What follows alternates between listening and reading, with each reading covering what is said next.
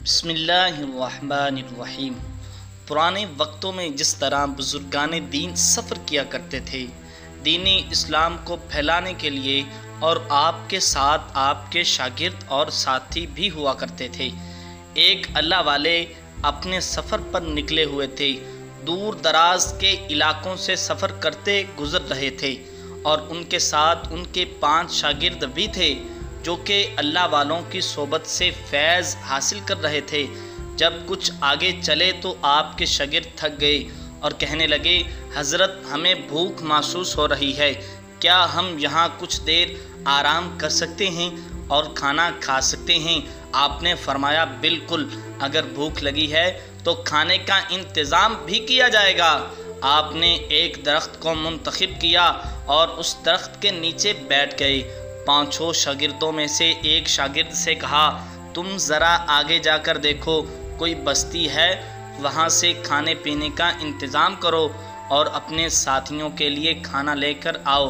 شاگرد نے آپ کے حکم کی تعمیل کی اور وہاں سے روانگی اختیار کی۔ چلتے چلتے اسے ایک بستی نظر آئی۔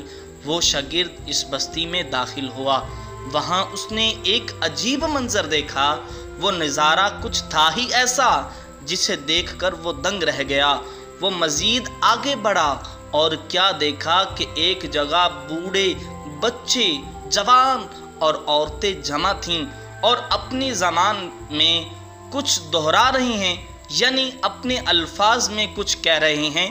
اس نے آگے جا کر تجسس کے مارے آخر دیکھنا چاہا کہ یہ کیا ماجرا ہے، یہ تمام لوگ کیا پڑھ رہے ہیں اور کس کے آگے یہ سب کچھ کر رہے ہیں، آخر کون ہے سامنے۔ اس جگہ جب وہ آگے بڑھ کر دیکھنے لگا تو اس کو وہاں ایک بہت ہی خوبصورت بت نظر آیا۔ وہ بت ایک عورت کا تھا جس کو ہیرے جواہرات کے ہار پہنائے گئے تھے، سونے کے بڑے بڑے ہار اس نے پہنے ہوئے تھے، یہاں تک کہ اس کے بدن پر ایسا خوبصورت لباس تھا جیسا ملکہ یا رانی کو پہنایا جاتا ہے۔ اس شاگرد نے پہلی بار وہ بت دیکھا تھا، اور جب اس نے اس بت کو دیکھا تو دیکھتا ہی رہ گیا۔ اس عورت کا بت اس کے دل میں گھر کر گیا۔ وہ اس کو ایسے مدہوش ہو کر دیکھ رہا تھا جیسے کوئی سامنے جیتی جاگتی عورت، لیکن وہ عورت تو ہل ہی نہیں سکتی تھی کیونکہ وہ پتھر کا بنا ہوا ایک بت تھا۔ وہ مٹی کا بے جان بت تھا۔ لوگ اس کے سامنے کھڑے عقیدت سے نہ جانے کیا کیا کہہ رہے تھے۔ اب دوسری طرف وہ حضرت اپنے شاگردوں کے درمیان بیٹھے ہوئے تھے اور کھانے کا انتظار کر رہے تھے۔ جب کافی دیر ہو گئی، یعنی صبح سے شام ہو گئی، اور ان کا شاگرد واپس لوٹ کر نہیں آیا تو حضرت نے اپنے دوسرے شاگرد سے کہا، بیٹا جاؤ دیکھو کہ فلاں بستی میں اس کو کیا ہو گیا ہے کہ ابھی تک واپس نہیں آیا۔ کتنی دیر ہو گئی، وہ کھانا لینے گیا تھا لیکن ابھی تک کھانا لے کر نہیں آیا، جلدی جا کر دیکھ کے آؤ کہ کہیں کوئی مسئلہ تو نہیں۔ وہ شاگرد ادب سے اٹھا اور بستی میں پہنچا۔ پہلے تو وہ بھی دنگ رہ گیا تھا، لیکن آگے جا کر اس کو اپنا وہ ساتھی نظر آیا۔ اس کے قریب جا کر اس نے اس کا کندھا ہلایا تو وہ ہل ہی نہیں رہا تھا۔ وہ پریشانی کی حالت میں اس کے سامنے کھڑا ہو گیا اور اس کے سامنے ہاتھ ہلا کر کہنے لگا، اے میرے دوست، کیا ہو گیا ہے تمہیں؟ کیوں اس طرح تم بت بن کر بیٹھے ہو؟ وہ کہنے لگا، پتھر کے بت کو دیکھ کر خود بت ہو گیا ہوں۔ کیا حسین عورت ہے، کیا خوبصورت عورت ہے، اس جیسی عورت میں نے دنیا میں آج تک نہیں دیکھی۔ اس کا ساتھی کہنے لگا، ہوش میں تو ہو، تم جانتے ہو اس کے بارے میں تم کیا کہہ رہے ہو؟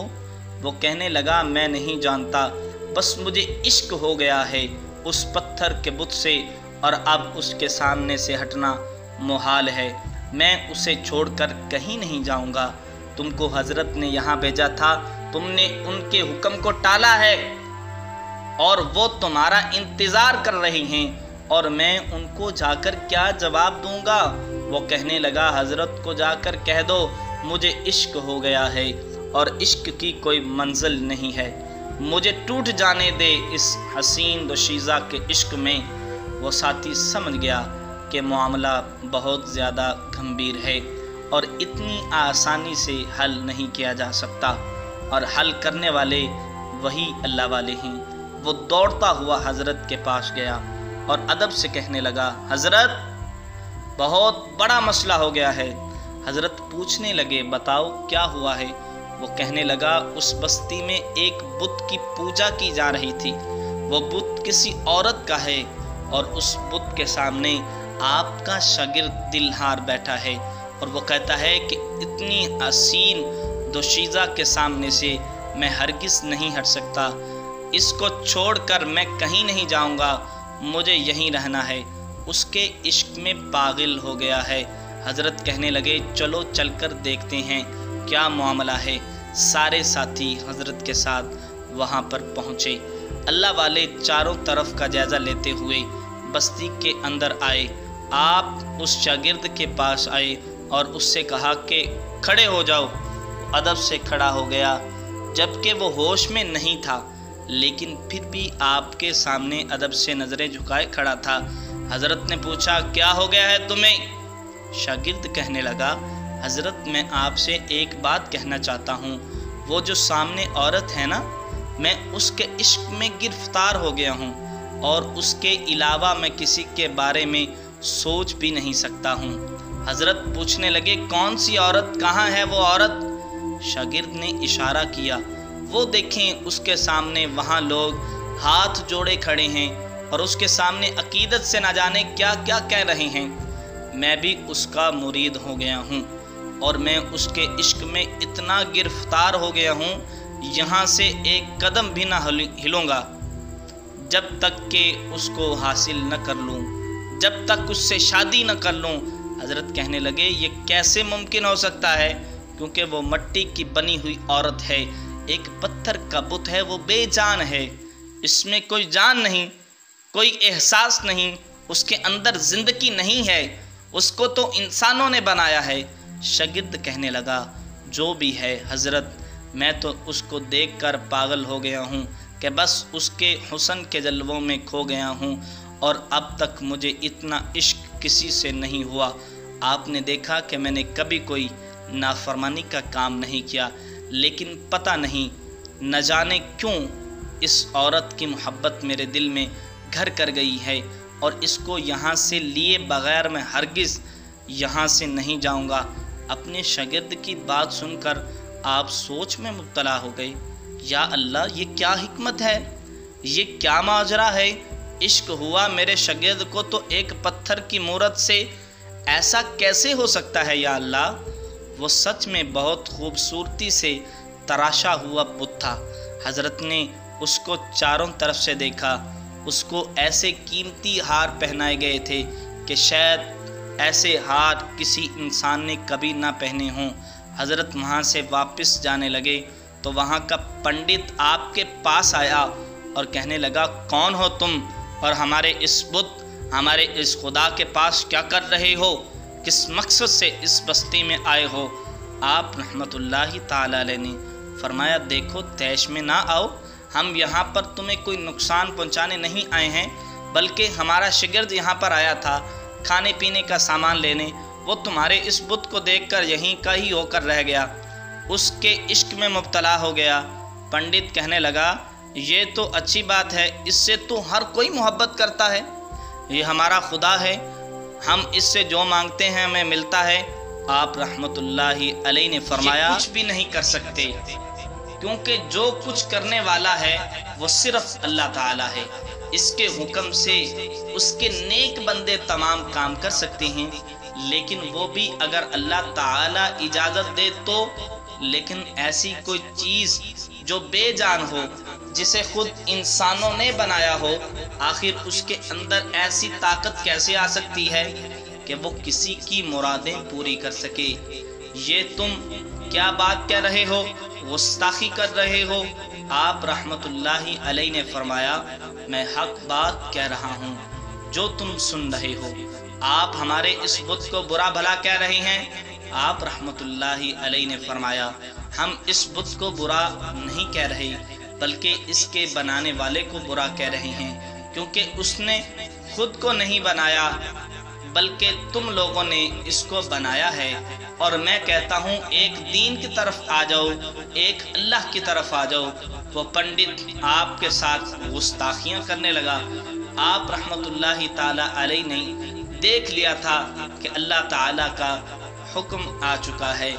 آپ رحمت اللہ تعالی علیہ نے وضو کیا اور 2 رکعت نماز نفل پڑھ کر دعا کی، اے اللہ یہاں پر آنا بے مقصد نہیں ہے، تیرے ہر کام میں کوئی نہ کوئی مقصد، کوئی نہ کوئی حکمت چھپی ہوتی ہے۔ یا اللہ اب تیرے ہی حکم سے اس پتھر کو تو زندہ ہونے کا کہا تو سب کچھ کر سکتا ہے۔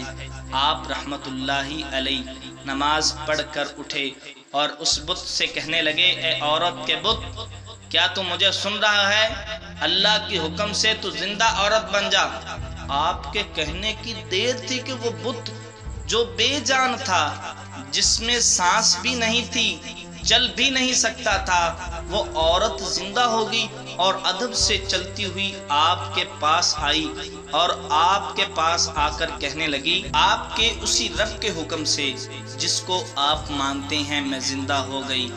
آپ رحمت اللہ علیہ نے پوچھا، کیا تم مسلمان ہونا چاہتی ہو؟ وہ کہنے لگی، میں ان تمام بستی والوں کے سامنے آپ کے ہاتھ پر بیعت کرتی ہوں اور اسلام قبول کرتی ہوں۔ اس عورت کے بت نے سب کے سامنے کلمہ پڑھا۔ آپ رحمت اللہ تعالی علیہ نے کہا، اگر تم مسلمان ہو چکی ہو تو اس نوجوان سے تمہیں نکاح کرنا ہوگا۔ وہ کہنے لگی، اگر میں آپ کے کہنے پر مسلمان ہو سکتی ہوں تو میں اس کے ساتھ نکاح کرنے کو بھی تیار ہوں۔ پوری بستی حیران و پریشان یہ سب کچھ دیکھ رہی تھی۔ سب حضرت کے پاس آئے اور کہنے لگے، آپ نے اس بت کو کیسے زندہ کر دیا؟ آپ رحمت اللہ تعالی علیہ نے کہا، یہ سب کچھ میں نے نہیں کیا بلکہ اللہ تعالیٰ نے کیا ہے۔ وہ پوری بستی پنڈت سمیت جو کل تک ایک بت کی عبادت کرتے تھے اسی وقت مسلمان ہو گئے اور اللہ تعالیٰ کی عبادت کرنے لگے۔